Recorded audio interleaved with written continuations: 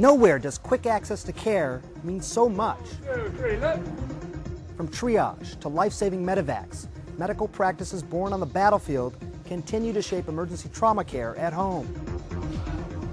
Beyond the conflict zones and in the labs of researchers, a new wave of military medical advancements have the potential to once again change healthcare. So I'm confident that this will be used in the military and hopefully in physicians' offices and hospitals around the world. Military medical technology in this edition of Vital Signs.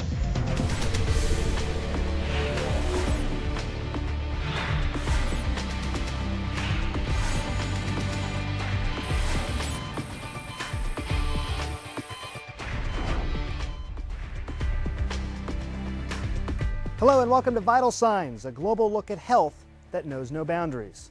I'm Dr. Sanjay Gupta, CNN's chief medical correspondent and a practicing neurosurgeon. When you think of military medicine, you probably think tourniquets over high technology. But as I found out at a recent visit to an Army medical center, nothing could be further from the truth. They're developing robots that will help doctors treat troops around the world. They talk, they walk, they even take pictures. So is my and other doctors' jobs in jeopardy? Let's find out.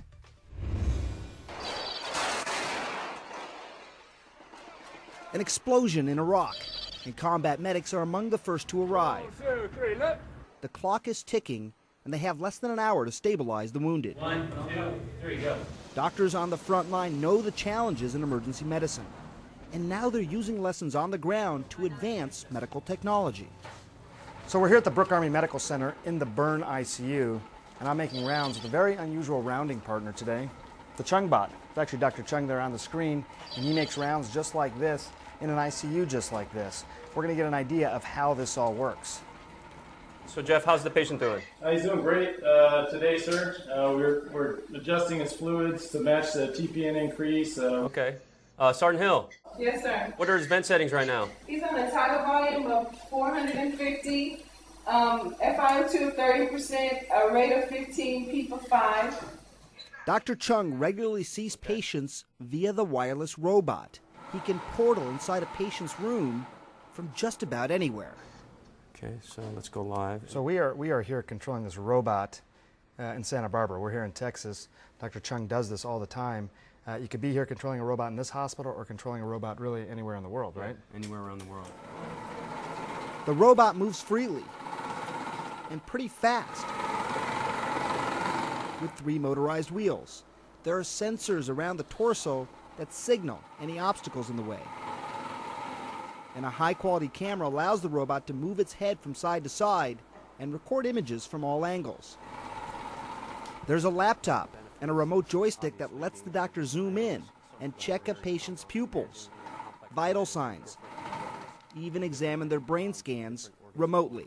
I had a situation when I was in Iraq and I was the only neurosurgeon out there where they didn't have any neurosurgeons. They asked me to take off my journalist cap and put on the surgeon's cap and perform operations.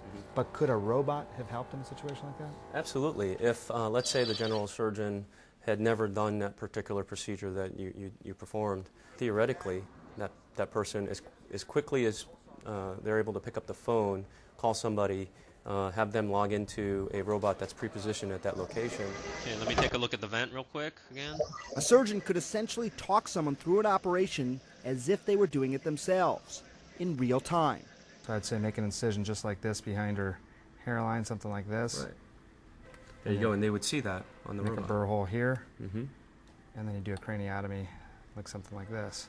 Right. So that's pretty remarkable. Yeah, right? That's a powerful component to this technology. So it's particularly useful in that kind of situation when you're doing surgery or any type of procedure.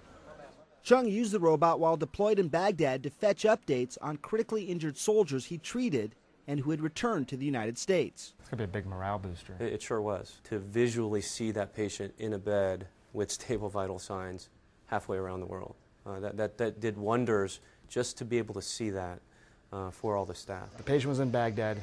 2 days later, you're looking at that patient on a robot in a hospital in the United States. Right. It's pretty remarkable. Chung says despite the occasional hiccup in technology, he has successfully treated over 200 patients thanks to the robot. Based on what you know, Right. are we going to see robots everywhere within 10 years? Hospitals like this? I think this type of technology is highly valuable, and at some point you're going to see, as we try to stretch our expertise, our assets to different places around the country, this type of technology will help you with that.